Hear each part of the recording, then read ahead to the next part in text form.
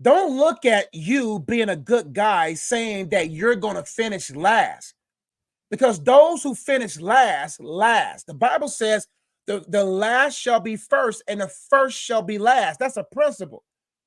See, the guys who win first don't last. Those guys who are last, last. Now, what does that mean? People who get into a relationship first, people who get into situationships first, people who get into these lifestyles that are admired or desired seem like they're winning. See, it's not about how you start, it's about how you finish. There's a lot of people who got married before me and got divorced before I even got married. There's people who started and looked better than me and seem like they're winning. Listen, when I was in high school and college, I was overlooked as the nice guy. I was friend zone. And now everybody probably wants to be in my zone.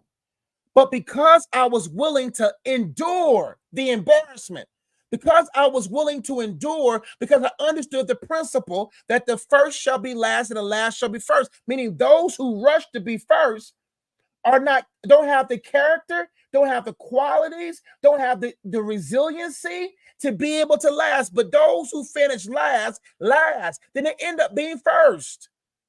So don't get so caught up on, man, I'm finishing last, or now I don't want to be a good guy. My friend, I didn't get married till I was 33, and that's wisdom.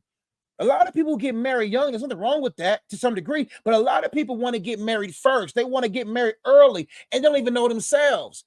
Most people don't really know themselves until after 25, about 27, about 28. I tell guys, wait till she's 28. That's a principle. Wait till she's 28. And ladies, wait till he's 28, because a lot of people's prefrontal cortex has not developed. That's why people make a lot of emotional decisions, because their own brains ain't fully developed yet. Why do you think Jesus didn't start his ministry until he was 30? Because his natural body had to develop. His natural body had to grow into maturity.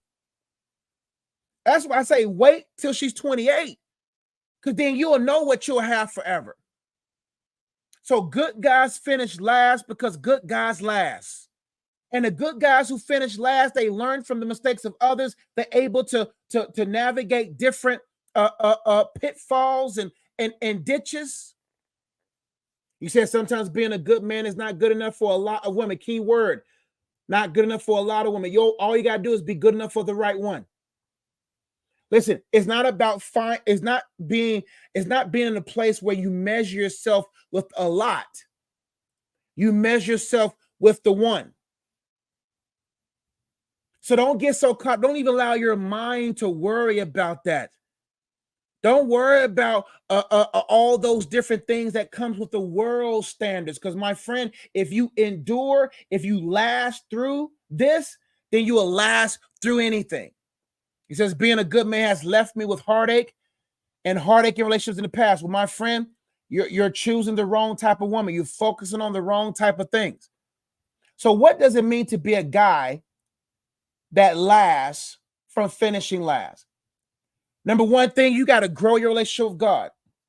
You and God must be solid so that you can formulate the right perspectives. You and God have to be solid as a rock. Next, you got to be that type of guy who understands the moment, who understands what is now, who understands how things are orchestrated by God. Do you have a full understanding of your life? Do you have a full understanding of your gifts and talents? Do you have a full understanding of the moment? Because if you get so caught up in the moments you desire to have, then you will mismanage the moments you have. A man must be a man. A guy must be a guy who's grounded in God. A guy must be a guy who understands the way things are. And a guy must be a guy who is yielded and say, God, I trust you. God, I trust where you have me now. I yield my life to you. I yield my mind to you. I yield my talents to you. I yield my life to you. If you want to be a guy that lasts, even though he may seem like he's last, then you must be grounded in things of God. You must be living a life that endeavors to glorify God. You see, I'm doing GUY. You must be a guy who's grounded in God. You must be a guy that endeavors to glorify God. You must be a guy That ensures that a relationship with God is solid. Next, you must seek to understand. Because if you don't seek to understand, then you won't be able to stand under anything. Understanding means that I understand this enough to have strength in my legs to stand under the weight. Men were designed to stand under weight. And marriage is heavy, my friend. That ain't something that you rush into. Making sure that a woman feels emotionally secure is not a light thing. If you don't seek understanding while you're single, then you won't be able to stand under anything, and your family won't be safe standing under you. So when you and I are standing up under God, then we have the strength to stand so that when our wives and daughters and sons stand up under us, they don't have to worry about us falling on them and the weight of the world falling on them. Seek to be grounded, seek to understand, seek to be yielded, my friend, and then you'll begin to see that while everyone pass, you'll last. Hope to help.